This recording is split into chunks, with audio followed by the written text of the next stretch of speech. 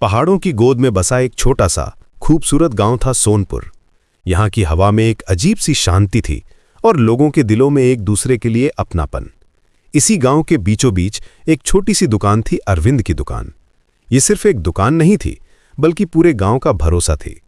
अरविंद जैसा उसका नाम था वैसा ही उसका काम था, एकदम खरा, ईमानदार और मेहनती। उसकी दुकान में सामान के साथ साथ सच्चाई और विश्वास भी मिलता था। गांव का हर बच्चा, बूढ़ा और जवान अरविंद पर आंख बंद करके भरोसा करता था। उसे अपने पिता की एक बात हमेशा याद रहती थी, जो वो अक्सर कहते थे कि बेटा, धन कमाना शायद आसान हो, लेकिन लोगों का विश्वास कमाना बहुत ही कठिन काम है। और एक बार ये विश्वास बन जाए तो उसे कभी टूटने मत देना। अरविंद ने इस बात को अपने जीवन का मूल मंत्र बना लिया था। लेकिन जहां अच्छाई होती है, वहां अक्सर जलन की एक परछाई भी मंडराती है। अरविंद की दुकान से कुछ ही दूरी पर महेश की भी एक दुकान थी। महेश का कारोबार ठीक ठाक था, पर उसके दिल में हमेशा अरविंद के लिए एक जलन की आग जलती रहती थी। वो देखता था कि कैसे लोग उसकी दुकान छोड़कर अरविंद के पास जाते हैं, कैसे सब उसकी तारीफ करते हैं। उसे अरविंद की तरक्की और उसका सम्मान कांटे की तरह चुभता था। वो दिन रात बस यही सोचता कि ऐसा क्या किया जाए जिससे अरविंद की ये साख मिट्टी में मिल जाए।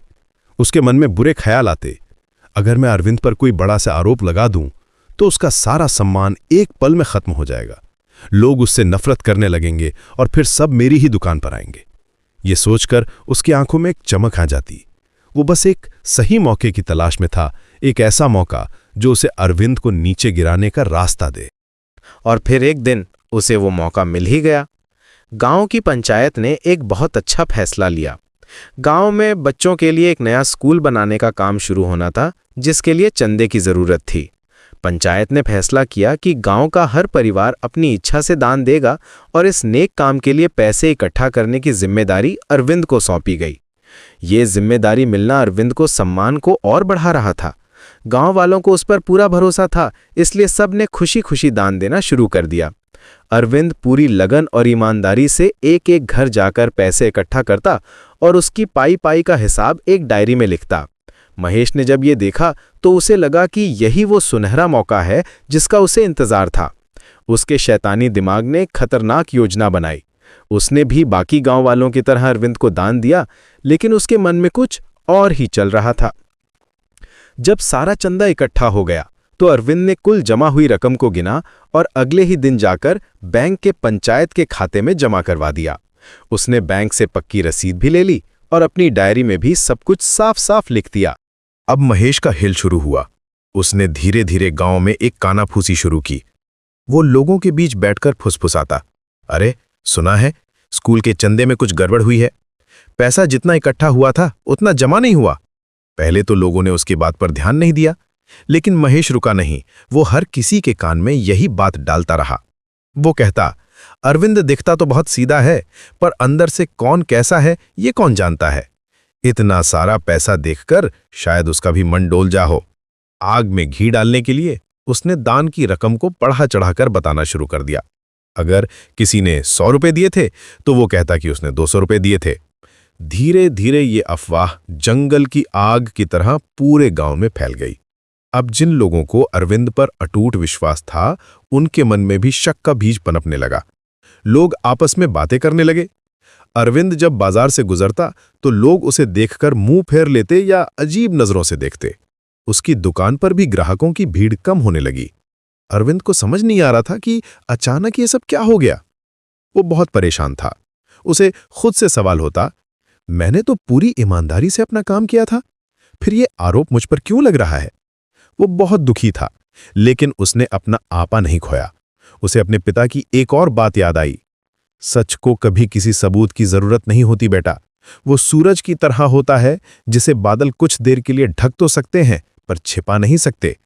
समय आने पर सब कुछ साफ हो जाएगा, बस धैर्य रखना।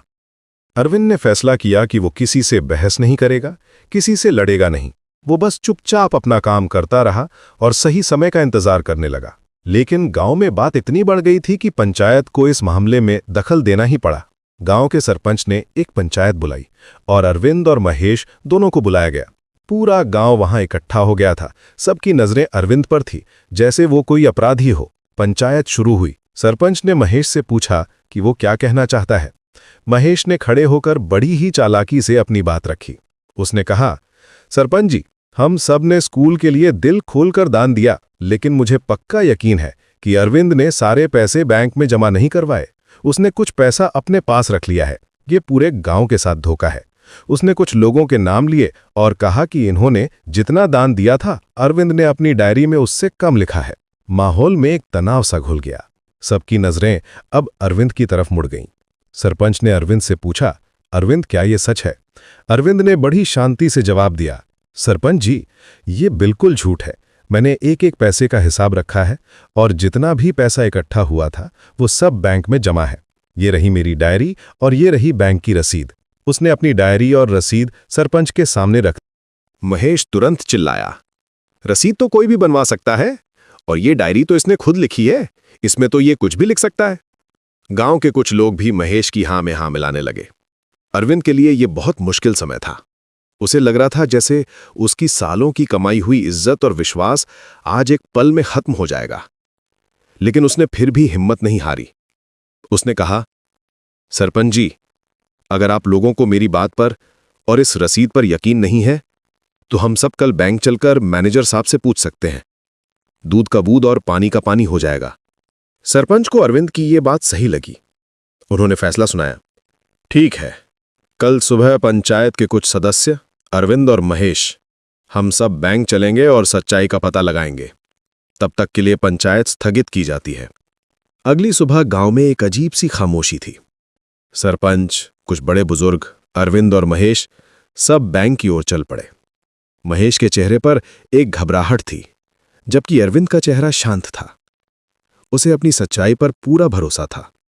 बैंक पहुंचकर वे सब सीधे मैनेजर के पास गए।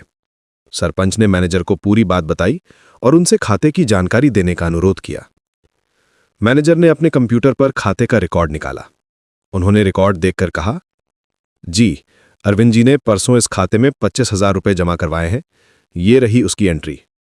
उन्होंने कंप्यूटर का स्क्रीन घुमाकर सबको दिखाया। अरविंद ने जो रसीद दिखाई थी उस पर भी ठीक यही रकम लिखी थी। सरपंच ने डायरी का हिसाब जोड़ा, वो भी ठीक 25,000 रुपये ही था। सच्चाई अब सूरज की तरह साफ हो चुकी थी। महेश का चेहरा सफेद पड़ गया। उसे पसीना आने लगा। लेकिन कहानी में अभी एक और मोड़ बाकी था। मैनेजर ने रिकॉर्ड देखते हुए आगे कहा, हाँ, एक और बात, इस डिपॉजिट के कुछ देर बाद महेश जी ने भी इसी खाते में 500 रुपये जमा करवाए थे। ये सुनते ही सब चौंक गए। सरपंच ने महेश की तरफ घूर कर देखा। अब पूरा खेल समझ में आ चुका था। महेश ने जानबूझकर अरविंद के पैसे जमा करने के बाद अलग से पैसे जमा किए थे, ताकि वो गांव में ये अफवाह फैला सके कि कुल रकम ज्यादा थी और अरविंद ने कुछ पैसे खा लिए।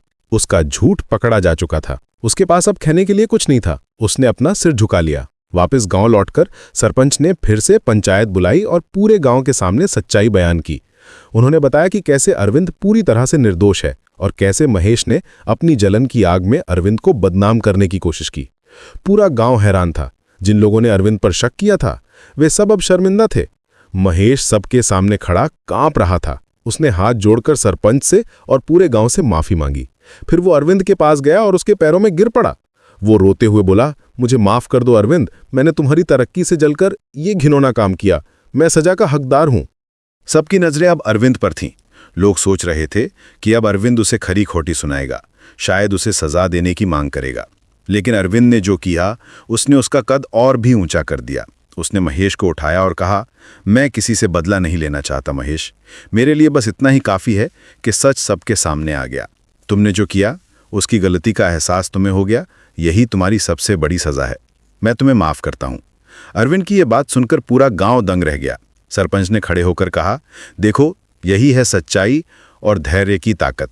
अगर अरविंद भी गुस्से में आकर महेश से झगड़ा करता या झूठ का सहारा लेता तो शायद सच कभी इस तरह सामने नहीं आ पाता। जिसने इतने बड़े आरोप को सहकर भी शांति बनाए रखी, वो इंसान कभी गलत हो ही नहीं सकता। उस दिन के बाद सोनपुर गांव में अरविंद का सम्मान 100 गुना बढ़ गया। उसकी दुकान पहले से भी ज्यादा चलने लगी। लोगों का विश्वास उस पर अब पत्थर की लकीर जैसा हो गया था। महेश भी अपनी गलती पर बहुत शर्मिंदा था, लेकिन अरविंद की माफ़ी ने उसे एक नया इंसान बनने का मौका दिया। उसने अपनी जलन को ख़त्म किया और मेहनत से काम करने लगा। अरविंद के पिता ने जब ये सब सुना तो उन्होंने मुस्कुराते हुए अपने बेटे की पीठ थपथपाई और कहा, देखा बेटा, मैंने कहा था ना, सच कभी हारता नहीं, बस उसे थोड़ा समय लगता है। ये कहानी हमें सिखाती है कि झूठ के पाम नहीं होते।